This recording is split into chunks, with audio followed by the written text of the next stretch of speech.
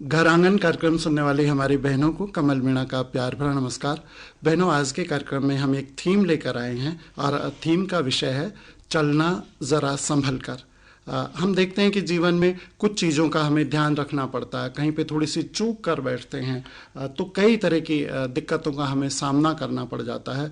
तो इसी तरह की एक बात है, एक डिसऑर्डर है जो हमारे बच्चों में हो जाता है और उसका नाम आप सभी जानते हैं, सेरेब्रल पाल्सी। तो ये एक डिसऑर्डर ऐसा है जो वैसे तो ज़्यादातर बच्चों में नहीं होता, 1000 में से 2 या 3 बच्चे इस बीमारी से ग्रसित होते हैं, फिर भी देखे जा रहे हैं बच्चे इस बीमारी से, इस डिसऑर्डर से ग्रसित। तो इसी पर जानकारी देने के लिए आज हमारे साथ हैं डॉक्टर कविता शर्मा। आप न्यूरो पीडियाट्रिक फिजियोथेरेपिस्ट हैं। कविता जी का कार्यक्रम में स्वागत, नमस्कार। जी नमस्ते।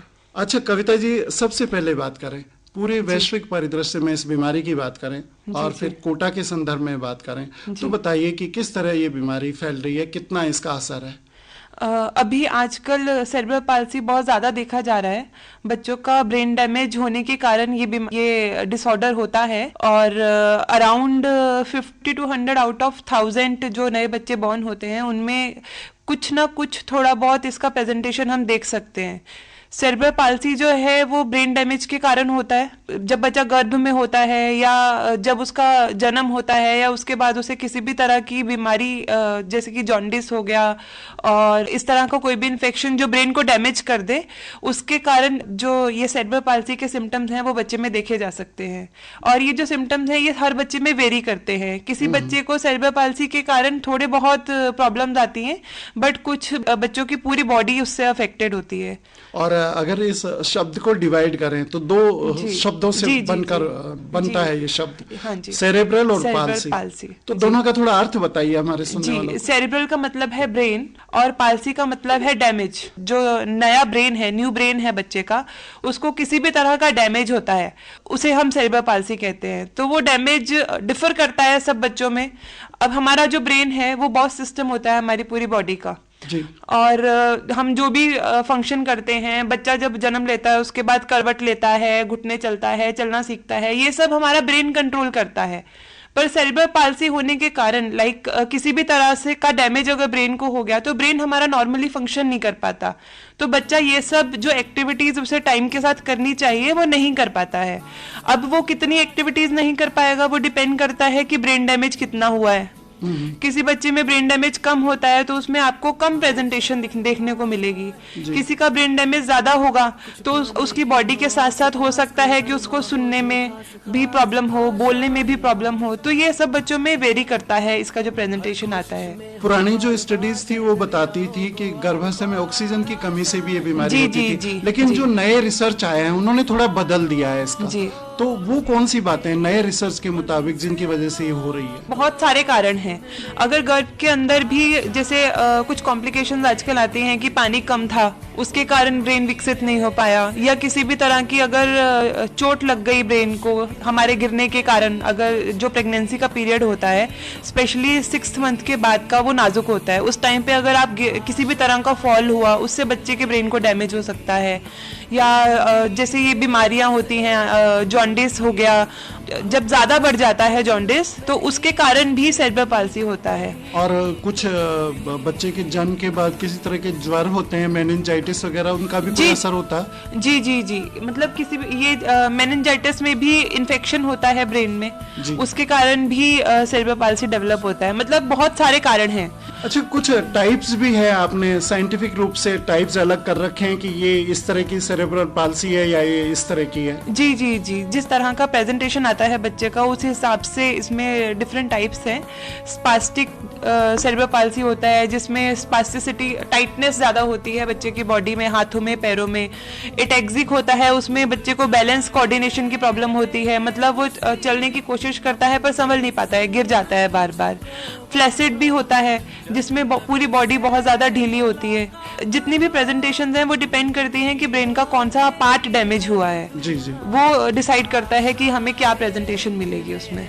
और कई बार कुछ लक्षण तो गौण होते हैं इसके, और कुछ विजिबल हो जाते हैं, दिख जाते हैं। तो थोड़ा बताइए हमारे सुनने वालों को कि किस तरह के डिसऑर्डर को वो नोटिस करें और डॉक्टर से मिलें। अगर इस तरह का डिसऑर्डर हो तो वो डॉक्टर से आकर मिले। जी, सेरेब्रल पाल्सी में मेन जो है कुछ ना कुछ हिस्ट्री होती है हमेशा, जिससे हम रिलेट कर सकते हैं कि बच्चे को ये प्रॉब्लम है। जैसे अगर बच्चा टाइम से पहले जन्म लिया है बच्चे ने, तब भी ऐसे चांसेस होते हैं। और किसी भी तरह का जब बच्चे ने बर्थ हुआ बच्चे का, तब वो रोया नहीं ज़्यादा टाइम के लिए, या उसको किसी भी प्रॉब्लम के कारण आईसीयू एडमिशन करना पड़ा, तो कुछ भी इमरजेंसी प्रोसीजर था, उसमें भी हमें कुछ थोड़ा डाउट होता है। तो ये तो हिस्ट्री हो गई।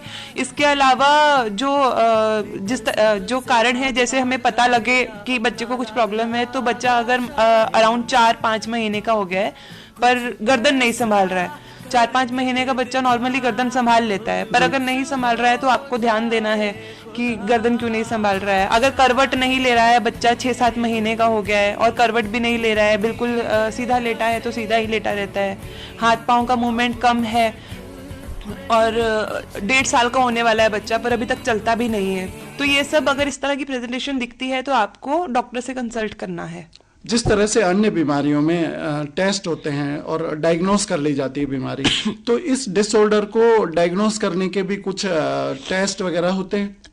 जी नहीं, ये जो हमारी जो फिजिकल एक्टिविटी है, जिस तरह से बच्चा ग्रो कर रहा है, इन्हीं को चेक करके हम इसके बारे में डायग्नोस करते हैं। इसके लिए कोई स्पेशल टेस्ट नहीं है अलग से। जो स्पेशल टेस्ट होते हैं वो एक डिफरेंट कैटेगरी है बच्चों की बीमारियों की, जिसमें जेनेटिक प्रॉब्लम्स भी होती हैं, हेरिडिटरी भी होती हैं, मस्कुलर प्रॉब्लम भी होती है। वो एक डिफरेंट एरिया है, सेरेब्रल पाल्सी डिफरेंट है। कविता जी, आप एक फिजियोथेरेपी सेंटर चलाती है, तो आपके पास इस बीमारी से ग्रसित बच्चे आ रहे हैं? जी बिल्कुल। मैं अराउंड 10 इयर्स से सिर्फ सेरेब्रल पाल्सी के साथ डील कर रही हूँ। और अभी कितने बच्चे हैं यहाँ पे आपके? अभी प्रेजेंटली मेरे अंडर अराउंड 20 to 25 बच्चे मैं रोज ट्रीट कर रही हूँ सेरेब्रल पाल्सी के।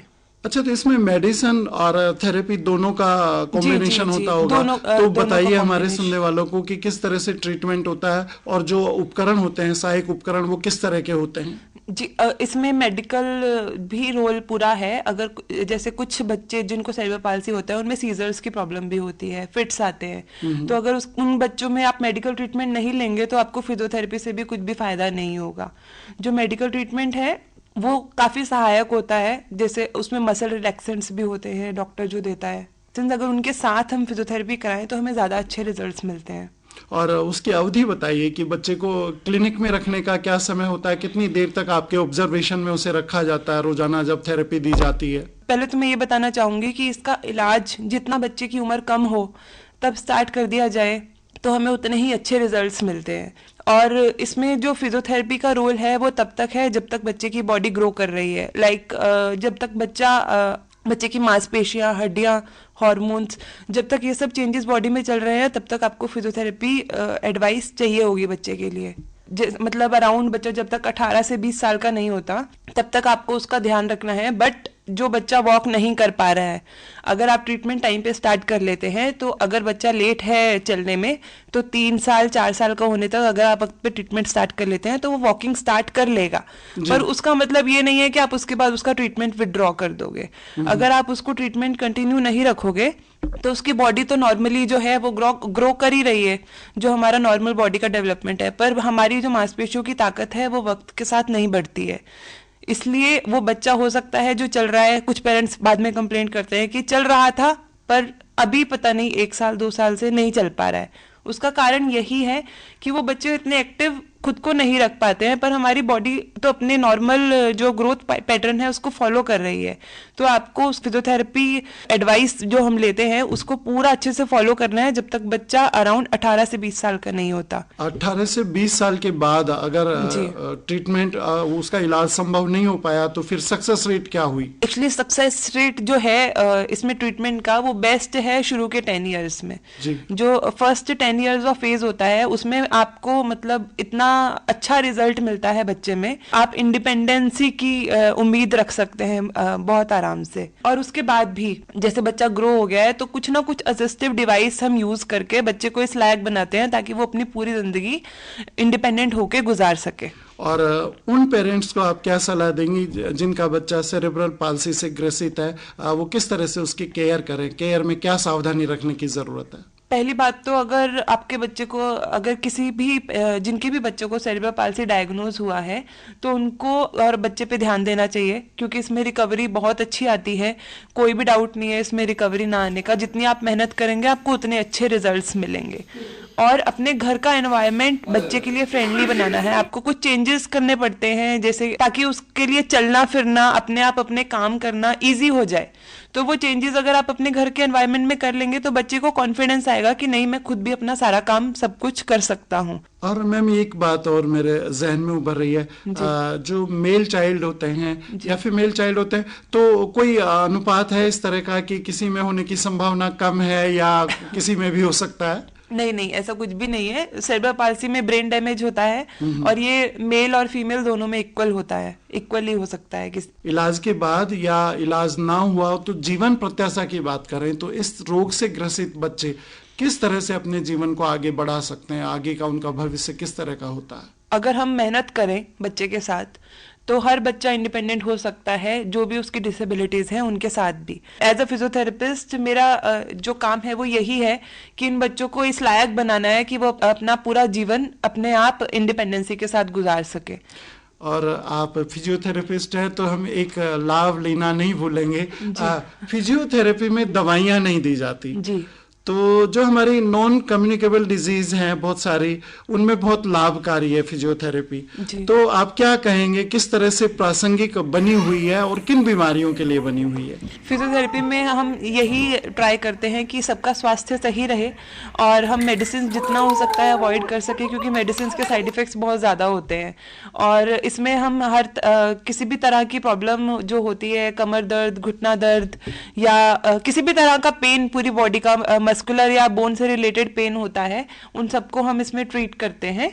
और इसमें मतलब बहुत अच्छे रिजल्ट्स भी मिलते हैं उसके, और स्वास्थ्य के लिए भी बहुत अच्छा है, क्योंकि इसमें किसी भी चीज़ का कुछ भी साइड इफेक्ट नहीं है और आपकी फिटनेस भी इसमें हम मेंटेन कर सकते हैं उसके साथ। कविता जी, आप हमारे कार्यक्रम में आए और सेरेब्रल पाल्सी बीमारी से, डिसऑर्डर से संबंधित बातें हमारे सुनने वालों के साथ शेयर की। आपका बहुत बहुत धन्यवाद।